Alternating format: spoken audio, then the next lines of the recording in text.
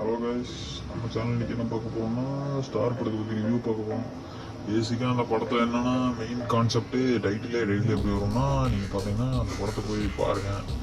பார்த்துட்டு ஃபஸ்ட்டு அவங்க அப்பா கேரக்டர் வந்து ஃபஸ்ட்டு இன்ட்ரடியூஸ் பண்ணாங்க. அவங்க அப்பா வந்து என்னென்னா அப்படின்னா நம்ம தலைவர் காப்பில் கவிஞர்.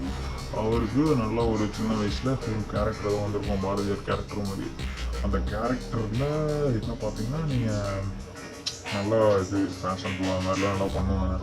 நல்லா பண்ணிக்கிட்டு அவர் கடைசியில் நல்லா ஃபேஷியல் பண்ணிட்டு கடைசியில் முடிக்கிறப்ப ஒரு சின்ன மிஸ்டேக் என்னன்னு பார்த்தீங்கன்னா மீசை இருக்காது. மீசை இல்லாமல் அது ஃபுல்லாக வீட்டு ஃபுல்லாக தேடி அதை வச்சு பண்ணுவார். அப்புறம் அவங்க அப்பா என்ன சொல்லுவாங்கன்னா, நடிப்பில் வந்து ஃபுல்லாக பார்த்தீங்கன்னா ஃபுல்லாக எப்படி சொல்கிறது, உங்களுக்கு புரியுற மாதிரி சொல்லுவாங்க, நடிப்பால் ஃபுல்லாக இயற்கை ஃபுல்லாக கவுந்துருக்கு அது மாதிரி சொல்லுவார் அவங்க அப்பா.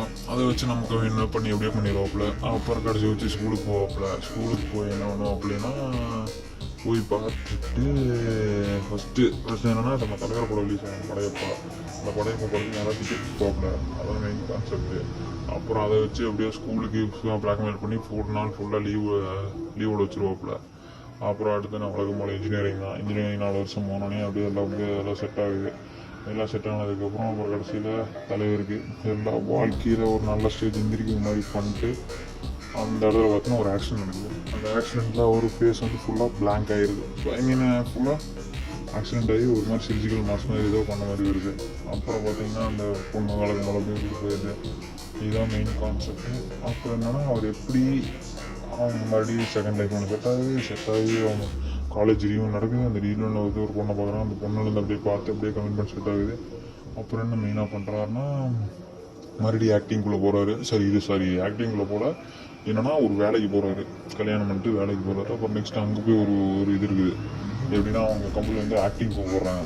ஆக்டிங் கூப்பிட்டாங்காட்டி என்ன சொல்கிறாரு, அந்த மூஞ்சிக்கு சொல்லிட்டு கொஞ்சம் இது மாதிரிலாம் பேசுகிறாப்புல. யாரெல்லாம் நடிப்பேன் நான் சொன்னது நான் நடிப்பேன்டா அப்படிலாம் பேச சொல்லி கடைசியில் ஒரு சான்ஸ் கிடச்சி கடைசியாக ஒரு குழந்தை அப்போ முடியும் அவர் படம் ஒன்று பண்ணிட்டு அப்படியே கிளைமேக்ஸ் காமிக்கிறாங்க. இதான் கைஸ் கதை. போய் பார்த்து ஜாலியாக என்ஜாய் பண்ணுங்க. பார்த்து ஓரளவுக்கு ஓகே.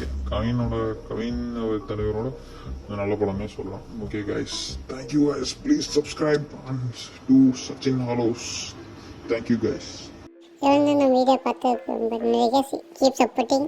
நம்ம சேனல் மொத்தம் சப்ஸ்கிரைப் பண்ணிட்டு உங்கள் ஃப்ரெண்ட்ஸுக்கு ஷேர் பண்ணிடுங்க. அப்போ அந்த வீடியோ எப்படி இருந்துச்சு நம்ம கமெண்ட் என்ன ஏதாச்சும் மாற்றணுமா என்னங்கிறத நீங்களே கமெண்ட்டில் சொல்லுங்கள். இது வரைக்கும் நம்ம மறுபடியும் சந்திக்கலாம். Have fun guys. பாய்.